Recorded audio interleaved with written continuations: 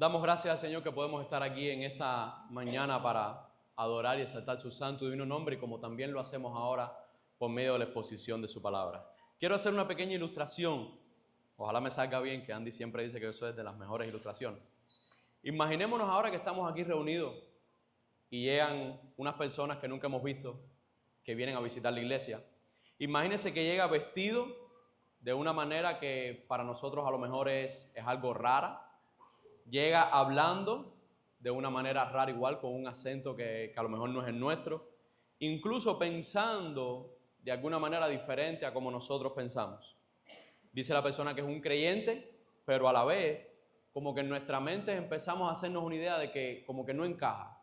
Es creyente, pero que no encaja en los moldes que nosotros tenemos. La pregunta no es, ¿todos los cristianos se tienen que parecer a nosotros? La pregunta bíblica ¿es verdaderamente un cristiano? Dios lo ha recibido porque se ha arrepentido de sus pecados y ha creído en el Señor. Bueno, esta tensión que pudiéramos ver, por ejemplo, si vinieran cristianos de otros países con otras costumbres, o si nosotros fuéramos a los otros países, también nos encantaría hacer esa parte de la ilustración. Eso es lo que pudiera venir a nuestras mentes. Esta gente hace las cosas distintas a nosotros, siendo igual de creyentes. Bueno, Hechos 11 va a responder a esta situación, va a responder a esta dificultad, porque va a responder a cómo una iglesia lucha con esa tensión y también cómo nosotros en algunos casos podemos estar luchando con eso, cómo nuestro propio molde, nuestra propia identidad que nos hemos creado puede quedar tensión cuando encontramos a un cristiano que es diferente a nosotros. Por eso les invito en esta mañana que podamos ver el pasaje en Hechos capítulo 11, y vamos a estar viendo Hechos capítulo 11 en toda su totalidad. Si tiene a bien ponerse en pie para tener la lectura de la palabra, dice la palabra del Señor en Hechos capítulo 11. Los apóstoles y los hermanos que estaban por toda Judea oyeron que también los gentiles habían recibido la palabra de Dios. Cuando Pedro subió a Jerusalén, los que eran de la circuncisión le reprocharon: tú entraste en casa de incircuncisos y comiste con ellos. Entonces Pedro comenzó a explicar en orden lo sucedido. Estaba yo en la ciudad de Jope orando y vi un éxtasis en una visión, un objeto semejante a un gran lienzo que descendía, bajado del cielo por las cuatro puntas, vino hasta mí. Cuando fijé mis ojos en él y lo observaba, vi cuadrúpedos terrestres, fieras, reptiles y aves del cielo. También oí una voz que me decía: levántate, Pedro, mata y come. Pero yo dije: de ninguna manera, Señor, porque nada impuro o inmundo ha entrado jamás en mi boca. Pero una voz del cielo respondió por segunda vez: lo que Dios ha limpiado, no lo llames tú impuro. Esto sucedió 3 veces y todo volvió a ser llevado arriba al cielo. En aquel momento se aparecieron 3 hombres delante de la casa donde estábamos, los cuales habían sido enviados a mí desde Cesarea. Y el Espíritu Santo me dijo que fuera con ellos sin dudar. Estos 6 hermanos fueron también conmigo, y entramos en la casa de aquel hombre. Y él nos contó cómo había visto al ángel de pie en su casa, el cual le dijo: envía unos hombres a Jope y haz traer a Simón, que también se llama Pedro, quien te dirá palabras por las cuales serás salvo tú y toda tu casa. Cuando comencé a hablar, el Espíritu Santo descendió sobre ellos, tal como lo hizo sobre nosotros al principio. Entonces me acordé de las palabras del Señor cuando dijo: Juan bautizó con agua, pero ustedes serán bautizados con el Espíritu Santo. Por tanto, si Dios les dio a ellos el mismo don que también nos dio a nosotros, después de creer en el Señor Jesucristo, ¿quién era yo para poder impedírselo a Dios?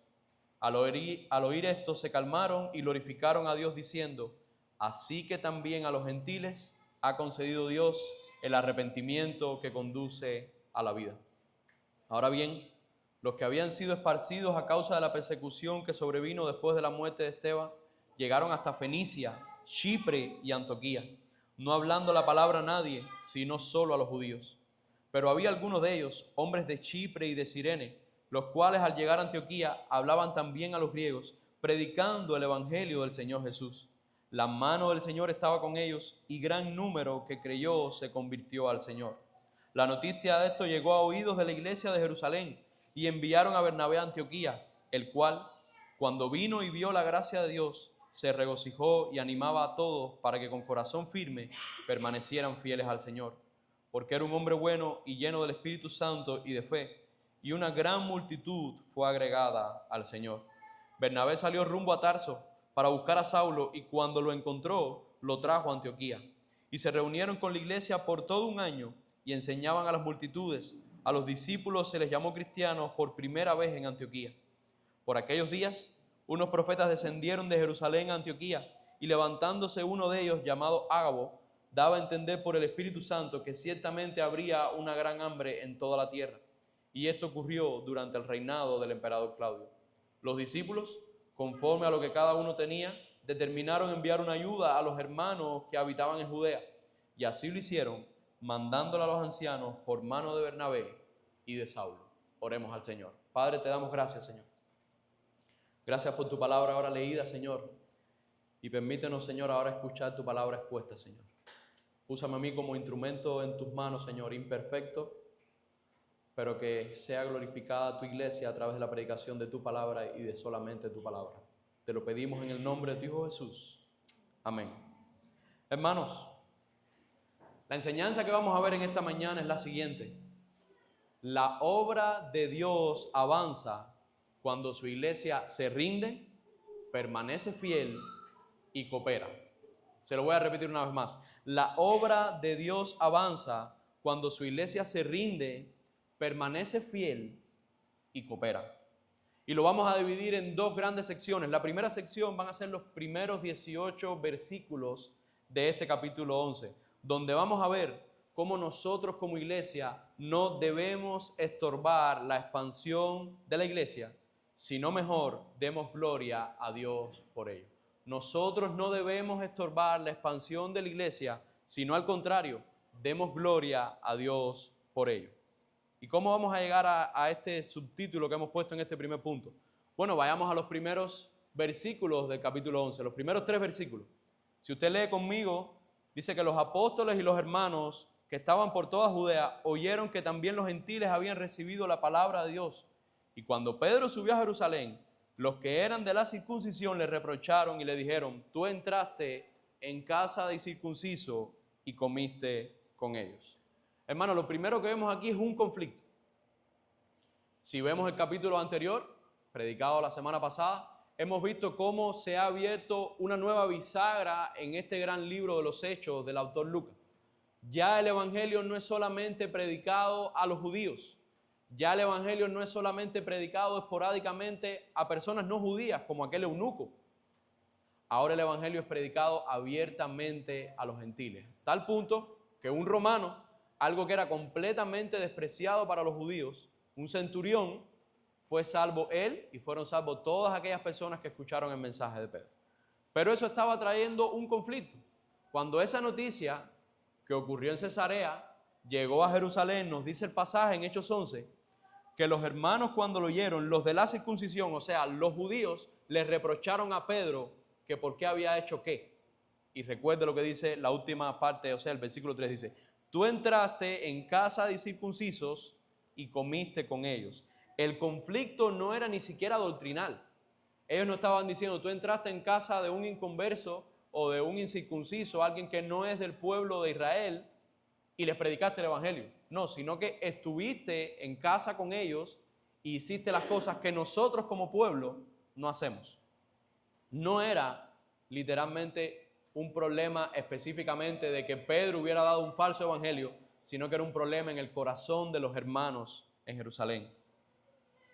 Pedro no es acusado, como acabo de decir, de falso evangelio, es acusado específicamente de romper las tradiciones de los israelitas. ¿Usted se imagina? Como vimos el domingo pasado, propio Pedro dice: no es bien visto para mí el venir y morar en casa de gentiles o estar comiendo con ellos, pero aún así Dios me ha guiado a hacerlo. Y eso es lo que vemos. Pedro está acusado de romper tradiciones. Y eso, si la tradición no es la correcta, no hay ningún tipo de problema en ello. La iglesia puede tener la doctrina correcta y aún así puede estar equivocado en su corazón por las tradiciones que ha puesto. Como cuando decimos: aquí siempre se ha hecho esto así. no lo movamos. Eso no tiene problema muchas veces, mi hermano. Generalmente la tradición de las iglesias por los tantos años viene teniendo una conducta correcta. Pero cuando decimos esa frase y esa frase estorba la obra de Dios, entonces estamos incurriendo en ir en contra de la palabra de Dios. Cuando estos hermanos estaban recriminando a Pedro sin saber toda la información de por qué había ido él a comer con gentiles, ellos estaban aferrándose a su tradición y de alguna manera estaban acusando a Pedro. Estaban ellos estorbando la obra que Dios había hecho por medio de Pedro. Si usted me acompaña de los versículos 4 hasta el versículo 17, no voy a estar extendiéndome mucho porque literalmente Pedro está narrando y explicando exactamente lo que vimos el domingo anterior. Pero vamos a ver en esta sección del versículo 4 al 17 cómo Pedro no se pone como el protagonista de la historia. Dios es el protagonista de la historia de la salvación de los gentiles. Pedro cuenta lo sucedido. Usted puede leer del versículo 4, hasta el 13, exactamente, casi palabra por palabra, lo que aconteció en el capítulo 10. Ahora, la pregunta que pudiéramos hacernos nosotros es, y fue una de las que yo me hice, ¿por qué Lucas tiene que ponernos en tantos versículos exactamente casi las mismas palabras que estaban en el capítulo 10?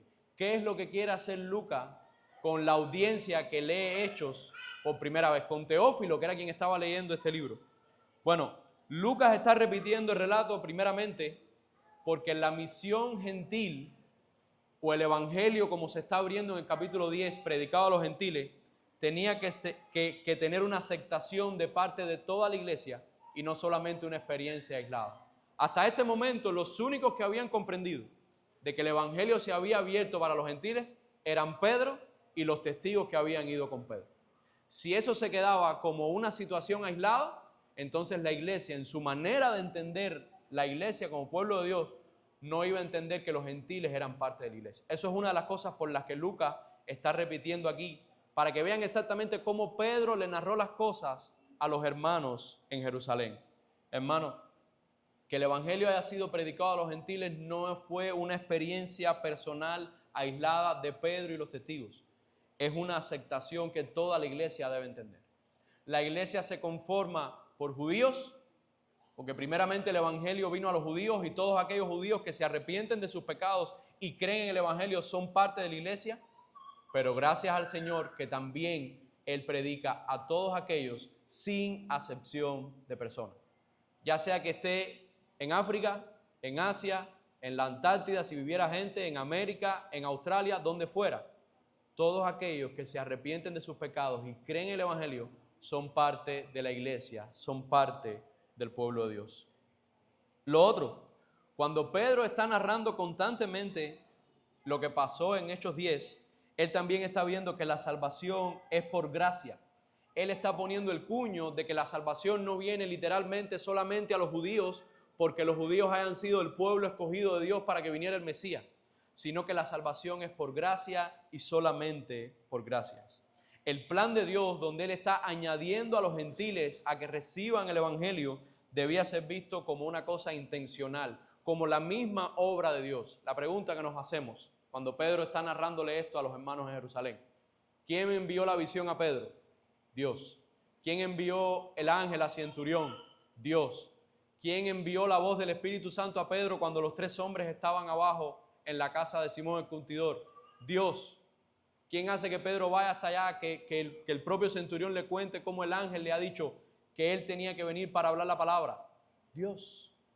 Toda la obra es el plan de Dios y es un plan intencional. Hermanos, desde antes de la fundación del mundo, el plan de Dios es la salvación de todo linaje, pueblo y nación. De cada uno de esos lugares, aquellos que se arrepienten de sus pecados y creen en el evangelio, Dios los ha hecho su pueblo. Dios los ha adoptado como sus hijos amados. La iglesia también, en medio de esta situación, debía aprender a discernir la obra de Dios sin resistirla. ¿Qué vimos en los primeros 3 versículos? Ellos escucharon de que se le había predicado el evangelio a los gentiles y que los gentiles habían creído. ¿Y qué fue la primera reacción que tuvieron? Resistirse. ¿Por dónde fue que pudieron entrar a Pedro? Rompiste nuestras tradiciones. ¿Qué tú hacías? sea, ¿por qué el evangelio llegó a los gentiles? ¿Por qué? Porque tú estabas metido en una casa donde supuestamente no tenías que estar. Y cuando Pedro entonces les informa y les muestra que ciertamente no fue por obra y voluntad de él, sino que fue por la obra de Dios, vaya conmigo ahora al versículo 18 de este pasaje.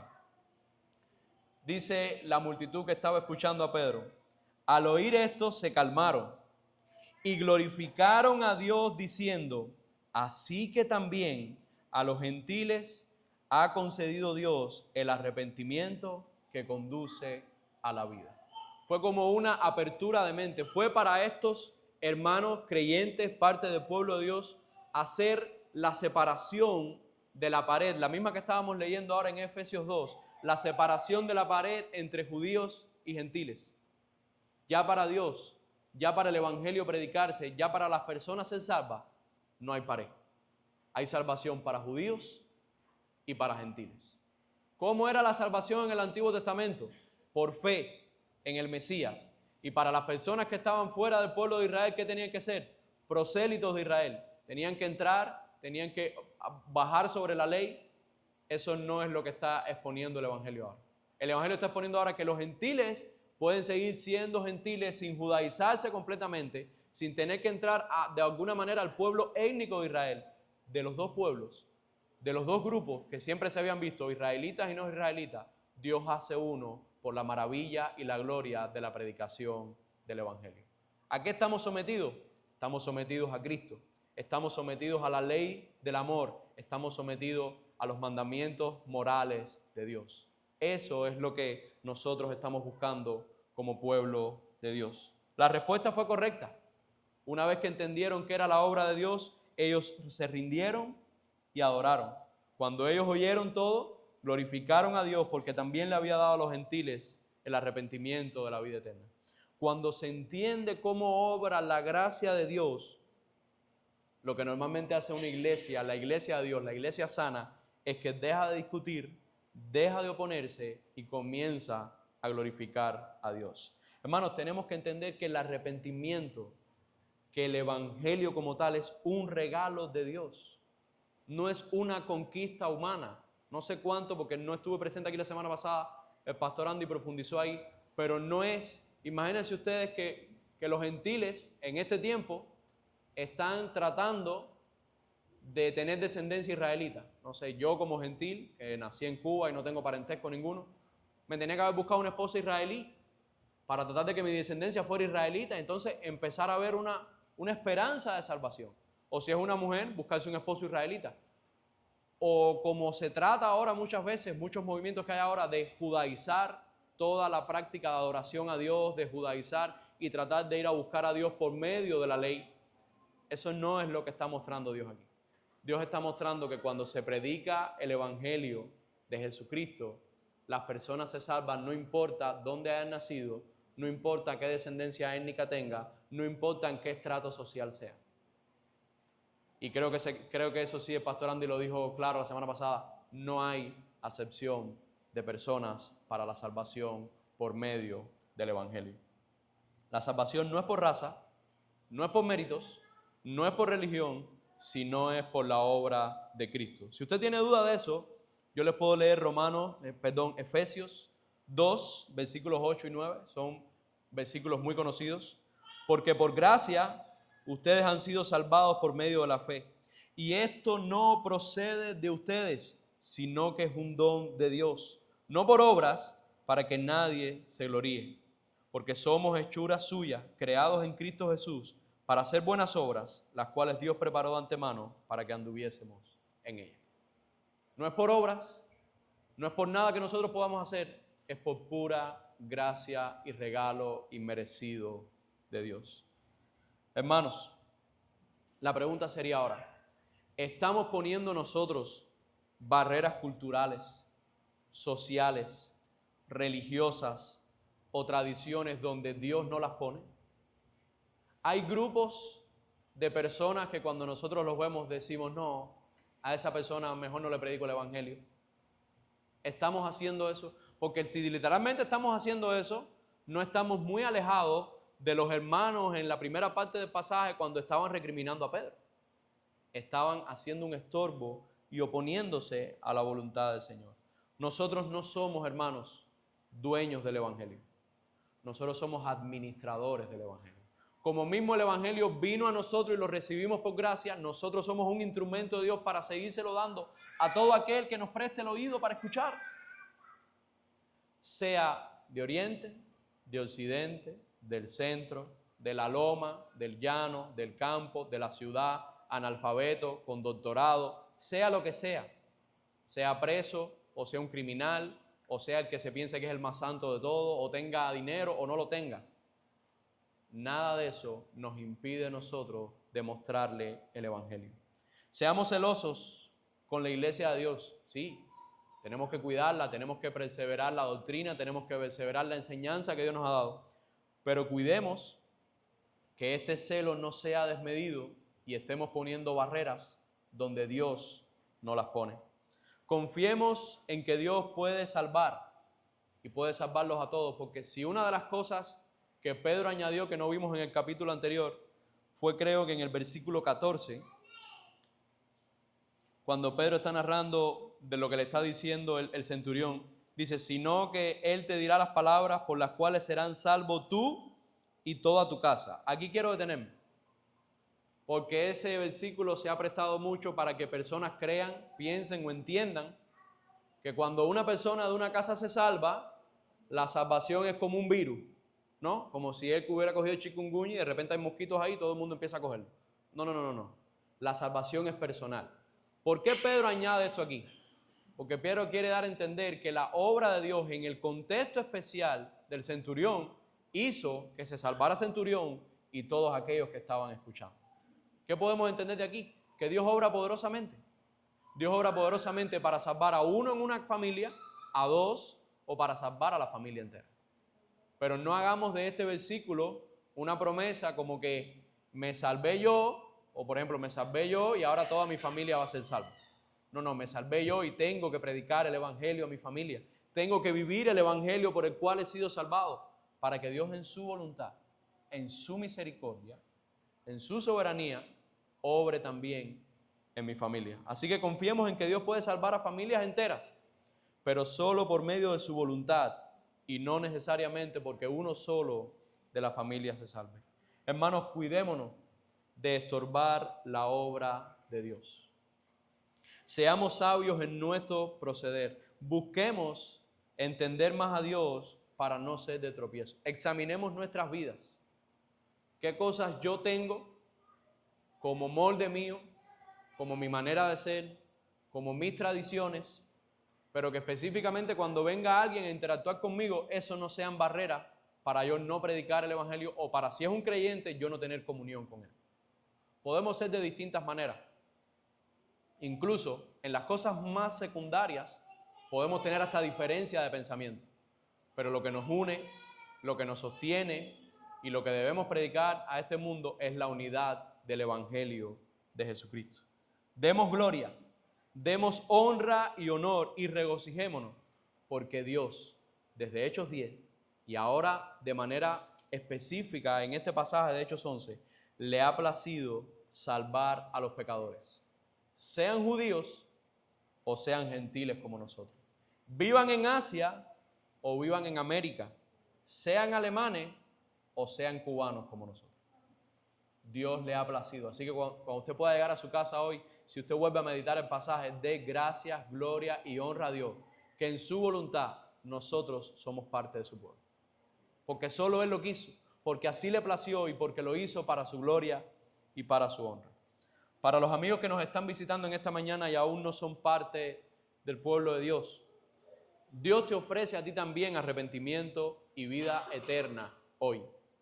Sin importar tu pasado, sin importar tus errores, sin importar que seas donde seas, estés en la situación que estés, Dios quiere traer el mensaje de salvación a tu vida. Lo que tienes que hacer es prestar el oído al Evangelio. Lo que tienes que hacer es buscar a Dios por medio de su palabra. Y sobre todas las cosas, cuando Dios esté obrando en ti, reconocer tu pecado, arrepentirte y creer en Cristo, que es quien te salva y te sostiene hasta el día final. Si ahora vamos a los versículos, la segunda sección de este pasaje, del 19 al 30, vamos a ver que la historia cambia completamente. Había una oposición con respecto a Pedro en Jerusalén, que gracias a Dios fue resuelta, hubo gloria al Señor, pero ahora Lucas nos traslada a otro lugar. Nos dice en el versículo 19, dice, ahora bien, fíjense como el propio Lucas hace una pausa en la historia. Los que habían sido esparcidos a causa de la persecución que sobrevino después de la muerte de Esteban. ¿Usted se acuerda? En capítulos anteriores hubo la muerte de Esteban y todos los cristianos se esparcieron, salieron de Jerusalén, quedaron pocos, prácticamente los apóstoles nada más. Vimos como, por ejemplo, Felipe fue uno de los esparcidos que predicaba el evangelio a los lugares que el Señor lo llamó para que predicara el eunuco. Bueno, ahora Lucas nos está llevando a otro grupo de personas. Esos esparcidos llegaron hasta Fenicia, Chipre y Antioquía. Eso es al norte de lo que era toda la región de Israel, inclusive Chipre es una isla en el Mediterráneo. Hasta esos lugares llegó toda esta diáspora que estaba en medio de la persecución. Y nos dice Lucas, no hablando palabra a nadie, sino solo a los judíos. ¿Cuál era la tradición y cuál era el entendimiento hasta ese momento de la iglesia? Que los que tenían que ser salvos eran los judíos, era el pueblo de Dios. Ellos fueron los que fueron comentando, cada vez que llegaban a un pueblo, ¿dónde es la sinagoga? Aquí tenemos que predicar que Jesucristo es el Señor. Aquí tenemos que predicar que Jesucristo es el Mesías. Pero no hablaban con las demás personas que no fueran judíos. Sin embargo, y siempre cuando usted vea peros en la Biblia, muchas veces son unos peros gloriosos. Versículo 20. Pero había algunos de ellos, hombres de Chipre y de Cirene, los cuales al llegar a Antioquía hablaban también a los griegos, predicando el evangelio del Señor. Hermanos, la crisis de la muerte de Esteban hizo que se expandiera la obra del Señor, pero se estaba expandiendo solamente a los judíos que estaban en cada uno de los pueblos que llegaban las personas. Aún así, los varones que predicaron en Antioquía le predicaron también a los griegos, le predicaron a unas personas que no fueran judíos. Nosotros mismos a lo mejor no entendemos por qué ellos mismos rompieron esa barrera, pero la rompieron. Predicaron a gentiles en Antioquía. Y dice, versículo 21, la mano del Señor estaba con ellos y gran número que creyó se convirtió al Señor. Estos varones que predicaron a los griegos en Antioquía y que la mano de Dios estaban haciendo literalmente la voluntad del Señor, hizo que gran número de estos griegos creyeran y se convirtieran al Señor. Fíjense, ¿qué era lo que estaban predicando estos hombres? Estaban predicando judaísmo, estaban predicando a ser los prosélitos, les estaban diciendo tienes que circuncidarte, ir a la sinagoga, tienes que hacer esto y esto y esto de la manera en que nosotros decimos.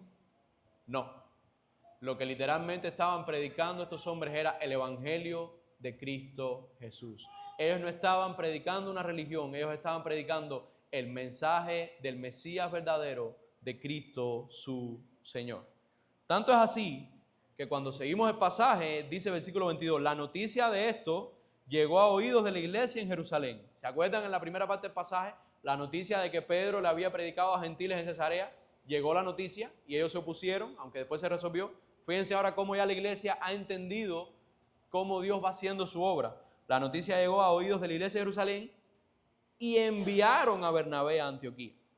O sea, dijeron, bueno, si nos está llegando este mensaje, vamos a ir a confirmar que ciertamente gran número de gentiles griegos se están convirtiendo. Y fíjense cómo sigue la palabra, el cual, cuando vino a Antioquía y vio la gracia de Dios, se regocijó y animaba a todos para que con corazón firme permanecieran fieles al Señor. Hermanos, la iglesia de Jerusalén había aprendido que Dios se estaba expandiendo a su pueblo hacia los gentiles. Y lo que hizo fue enviar a Bernabé para verificar que ciertamente estaban creyendo en Jesús. Jerusalén envía a Bernabé a Antioquía. Bernabé, al ver la gracia de Dios, se regocija y exhorta a que todos con un propósito y un corazón permanezcan fieles al Señor. Esto debe haber sido de gran gozo para Bernabé. Imagínense Bernabé llegar a un lugar y ver dentro de un mismo lugar, una casa, ver a judíos, esos hermanos que habían salido de Jerusalén producto de la persecución, y ver a gentiles conviviendo juntos, porque los judíos fueron los que le predicaron a los gentiles, conviviendo juntos dentro de un local, dentro de una comunidad. Y eso fue lo que dio gozo al Señor. Y les exhortó literalmente a que permanecieran fieles al Señor. Una gran multitud fue agregada, dice el pasaje. Imagínense, una gran multitud, pudieron ser cientos o miles de personas en Antioquía. De hecho, dice la palabra, porque era un hombre bueno y lleno del Espíritu Santo y de fe. O sea, lo que pidió Bernabé para que ellos permanecieran fieles era porque Bernabé mismo era un hombre íntegro delante del Señor. Y lo que les dijo, ustedes han creído, bueno, permanezcan fieles a lo que han creído. Acto seguido, versículo 25, Bernabé sale de Antioquía rumbo a Tarso y Lucas nos explica que él va hacia Tarso para buscar a Saulo. Si se acuerdan de Saulo, perseguidor de la iglesia, hasta que Dios se le aparece en Damasco, lo convierte al evangelio, empieza a predicar tanto en Damasco cuando llega a Jerusalén, pero llega un punto en que la persecución contra él, la oposición contra él, los hermanos lo envían a Tarso. Bueno, Bernabé va y lo busca a Tarso. ¿Para hacer qué? Dice lo siguiente. Y cuando lo encontró, lo trajo a Antioquía y se reunieron con la iglesia por todo un año y enseñaban a las multitudes y a los discípulos se les llamó cristianos por primera vez en Antioquía. Primero, Bernabé buscó a un compañero. Él vio que era tanta la multitud que había en Antioquía, tantos hermanos nuevos que tenían que aprender sobre la fe en Cristo Jesús, que él buscó a Saulo. Y hubo un compañerismo entre ellos dos. ¿Para qué? Para empezar a organizar una estructura, empezar a levantar bloques, recoger dinero para cemento, empezar a hacer un patio, buscar a lo mejor a montar un negocio. ¿Para qué fue? Para enseñar la palabra de Dios. La base, el fundamento que sostiene la iglesia, como estuvimos leyendo en Efesios 2, es Cristo, la piedra angular, pero todo lo demás es el testimonio de los profetas y los apóstoles. Es la enseñanza de la palabra del Señor lo que sostiene a una iglesia. Usted puede ahora visitar, cuando vaya a otras provincias o a otros lugares o a las amistades, visitar otras iglesias. Que la iglesia a lo mejor puede tener muchos programas, muchas actividades, muchas cosas, pero si en la parte de la enseñanza es una iglesia que está diluida, eso está en camino a la destrucción. Eso está en camino a quedarse como un club social. Eso está en camino a quedarse como un grupo afín que se siente bien y que de vez en cuando tratan cosas de Dios. La centralidad de una iglesia y lo que sostiene a la iglesia es la palabra del Señor, su enseñanza, el evangelio y la guía del Espíritu Santo. Si están mal en enseñanza, no se sostienen como iglesia. Y eso fue lo que fue a hacer. Fíjese que Bernabé va a buscar a Saulo, viran los dos y por todo un año están enseñando en esa nueva iglesia en Antioquía. Tal es así, y no me imagino qué tanto, mi cabeza se queda corta en qué tanto pudieron enseñar Bernabé y Saulo en un año, que ya los discípulos no se llamaban como anteriormente les decían, la gente del camino. Ya los discípulos no se llamaban los seguidores del Nazareno. Dice la palabra del Señor y Lucas lo registra así. La primera vez donde a los discípulos de Jesucristo se les llama cristianos es aquí. Usted imagina cómo esa congregación fue enseñada al punto de que todo el resto de la ciudad y se empezó a expandir el nombre de esa manera. Les decían cristianos, Cristos, o sea, discípulos de Cristo. Tal debe haber sido la enseñanza y la predicación del evangelio en aquella área que las personas empezaron a llamarle de esta manera. Ahora bien, cuando vemos eso, dice la palabra del Señor también que por aquellos días, y eso puede haber sido ese lapso de tiempo de un año, unos profetas descendieron de Jerusalén a Antioquía. Y levantándose uno de ellos llamado Ágabo, daba a entender por el Espíritu Santo que ciertamente habría una gran hambre en toda la tierra. Y Lucas añade, y esto ocurrió durante el reinado del emperador Claudio. O sea, literalmente Lucas está afirmando que la hambruna que Ágabo estaba profetizando por medio del Espíritu Santo se cumplió en los tiempos del emperador Claudio. Y vemos lo siguiente, versículo 29, los discípulos, conforme a lo que cada uno tenía, determinaron enviar una ayuda a los hermanos que habitaban en Judea, y así lo hicieron mandándola a los ancianos por mano de Bernabé y Saulo. Primero lo que vemos es que toda esta expansión que está haciendo el Señor, donde hasta hace muy poco la única iglesia firme y sostenida era la de Jerusalén, que se estaba expandiendo hacia otras regiones, pero solamente los judíos, muy pocos focos. Ahora el Señor estaba expandiendo el evangelio a punto de que había nacido una gran iglesia en Antioquía, conformada por judíos y gentiles, y donde vamos a ver el amor práctico del evangelio. Lo que produce verdaderamente el evangelio en nosotros, que es el amor práctico. Los profetas van de Jerusalén a Antioquía, profetizando una hambruna en toda la tierra. ¿Y qué hacen los discípulos de Antioquía? Sabiendo que en un futuro no muy lejano iba a haber una hambruna a sus hermanos de Jerusalén. Dice la palabra, conforme a lo que cada uno tenía. La palabra no dice conforme a lo que cada uno le sobraba, sino conforme a lo que cada uno tenía, determinaron enviar ayuda a los hermanos que habitaban en Judea. Ya estaban previendo la hambruna que iba a venir para que los hermanos en Judea y en Jerusalén específicamente fueran sostenidos. Hermanos, la fe en este pasaje Lucas nos las muestra que se expresa en generosidad. Antioquía, la iglesia de Antioquía ayudó a la iglesia en Judea, la iglesia en Jerusalén. Hermanos, veamos siempre todas las cosas, aún las dolorosas, como oportunidades que nos da Dios en su soberanía para predicar el evangelio. Estos hermanos que habían huido de Jerusalén y que fueron a Fenicia, a Chipre y llegaron a Antioquía, usaron esa oposición para predicar el evangelio. En medio del dolor, en medio de haberlo perdido todo, su enfoque fue predicar el evangelio. Sí, primeramente a los judíos, eran los únicos que le hablaban, pero después Dios mismo por medio del Espíritu les guió a predicarle a los griegos. Y miren cuán gran multitud se convirtió al evangelio. Nosotros, aún en medio de nuestros dolores, aún en medio de las oposiciones que tengamos, aún en medio de los problemas que tengamos, predique el evangelio. Busque la manera en medio de la situación. Nosotros ahora tenemos muchas oportunidades para predicar el evangelio. ¿A usted le dio chikungunya? Lo más probable es que sí. No voy a hacer que levante la mano. A su vecino le dio chikungunya y le empieza a doler y no sé qué más. Es una oportunidad de predicar el evangelio. Todas las cosas que nos puedan ocurrir es una oportunidad para predicar el evangelio. Solo debemos confiar en la predicación de la palabra de Dios para que las personas crean y se conviertan al Señor. Estas personas, cuando llegaron a Antioquía, no predicaron un sincretismo religioso con Israel, no predicaron un sincretismo religioso para hacerse prosélitos de los israelitas, predicaron el evangelio. Nosotros creo que tenemos ya pasada esa parte de tratar de hacernos prosélitos de Israel. Pero cuando usted predique el evangelio, no necesariamente tiene que predicarlo pensando que la persona va a venir a esta iglesia o pensando que se va a moldear. Lo que usted tiene que hacer es predicar el evangelio. Si él después quiere congregarse en otra congregación o es de otra ciudad y usted sabe que no va a venir a esta iglesia, el objetivo de usted no es crecer el número de aquí. El objetivo de usted como pueblo de Dios, la misión que Dios le ha dado es ir y hacer discípulos. Se congreguen donde se congreguen. Lo que tienen que hacer es escuchar el evangelio. Ese es el objetivo, hermano.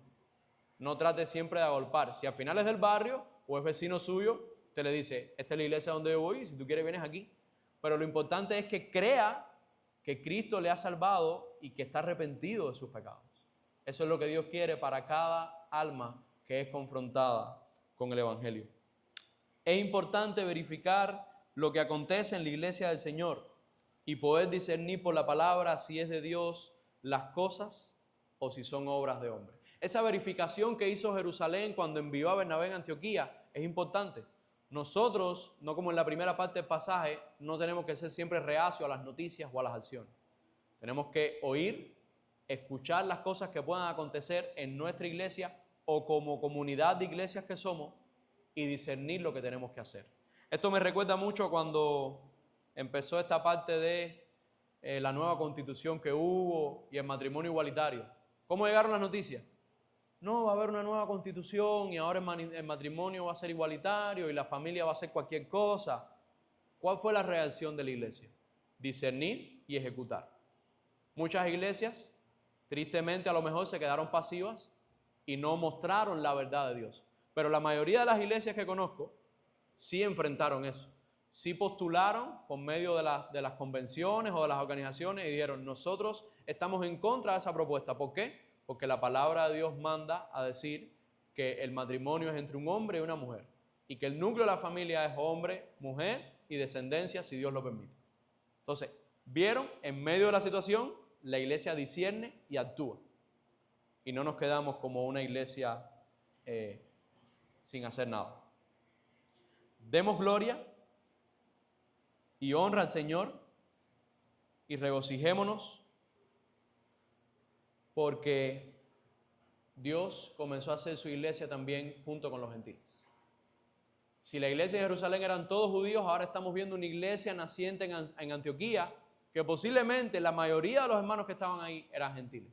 Hoy, y producto de la expansión del evangelio, la mayoría de las iglesias, el porciento que tienen es gentiles.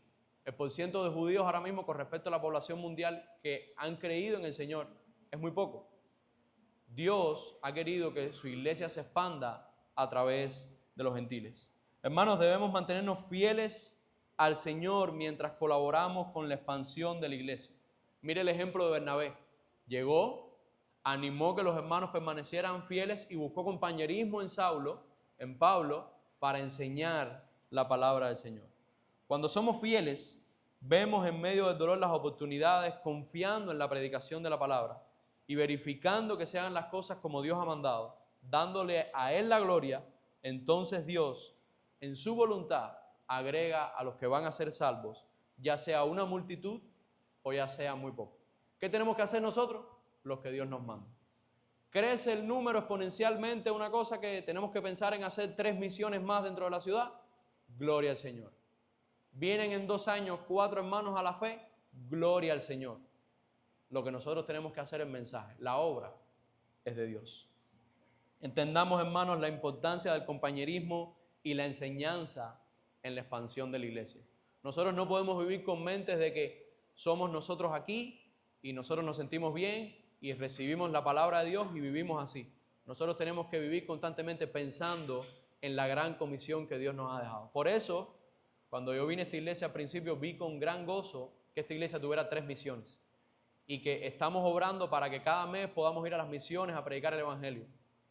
¿Hay algún beneficio personal para nosotros en ir a Tuinucú, a Las Tosas o al Entronque a predicar el evangelio? ¿Beneficio personal para alguno de nosotros? Ninguno. Lo hacemos por la gloria del Señor, para que su palabra sea extendida hasta lo último de la tierra. Una manera, hermanos, de ser fiel al Señor es colaborando con lo que tengamos con los hermanos para la expansión y sostenimiento de las iglesias. En el caso específico se profetizó una hambruna en Jerusalén y Antioquía colaboró. Bueno, nosotros hoy no nos tuvieron que profetizar nada para saber que Melissa pasó por Oriente y que Dios mediante, Dios nos ha provisto de transporte, Dios nos ha provisto de poder hacer un viaje a Oriente y que nosotros podamos colaborar con muchos de los hermanos en medio de la necesidad. Así que tenga su corazón dispuesto en ser fiel al Señor, colaborando con los demás hermanos. Amigo que nos visitas, este pasaje para ti muestra que el cristianismo no es solo una institución, sino que es una obra viva de Dios. Estas personas que predicaron el evangelio en Antioquía y se convirtieron miles, no estaban promoviendo una religión, estaban anunciando el verdadero evangelio de Jesucristo y la mano del Señor estaba con ellos.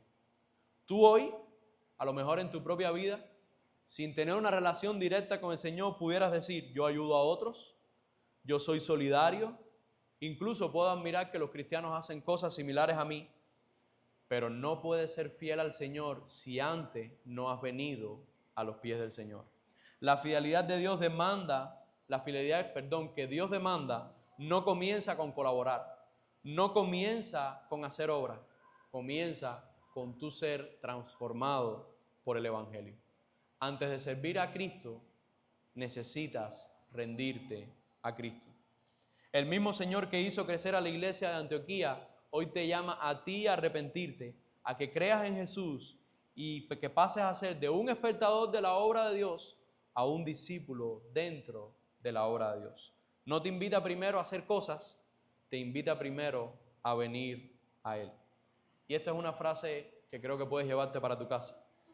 No puedes cooperar con la obra de Cristo si aún no te has rendido a Cristo. Concluyo entonces, hermanos. Hechos 11 nos ha mostrado algo muy claro. La iglesia no es la que inicia la obra. Dios ya está obrando en la expansión de la iglesia. En los versículos del 1 al 18 vimos que el mayor peligro no era la persecución en ese momento, sino estorbar a Dios con nuestros prejuicios, con nuestros miedos o con nuestras tradiciones. Cuando la iglesia entendió que era Dios quien estaba concediendo el arrepentimiento para vida eterna a los gentiles, dejó de discutir y comenzó a glorificar a Dios. Luego vimos de los versículos del 19 al 30, cuando la iglesia no estorbó, sino que cooperó, Dios levantó a una comunidad viva, fiel al Señor, enseñada en la palabra, generosa en cuanto al amor y comprometida con la expansión del Evangelio. La pregunta final no es si Dios seguirá expandiendo su iglesia. La pregunta es si nosotros estamos participando junto con Él en la expansión de la iglesia o lo estamos resistiendo. ¿Estamos nosotros alineados con lo que ya Dios está haciendo o estamos haciendo una cosa ahí pasiva a mitad? Les recuerdo la enseñanza en esta mañana. La obra de Dios avanza cuando su iglesia se rinde, permanece fiel y coopera. Que Dios nos conceda la gracia de no estorbar su obra, de permanecer fieles al Señor, de glorificarle a Él mientras siga expandiendo su iglesia. A Él sea toda la gloria. Amén.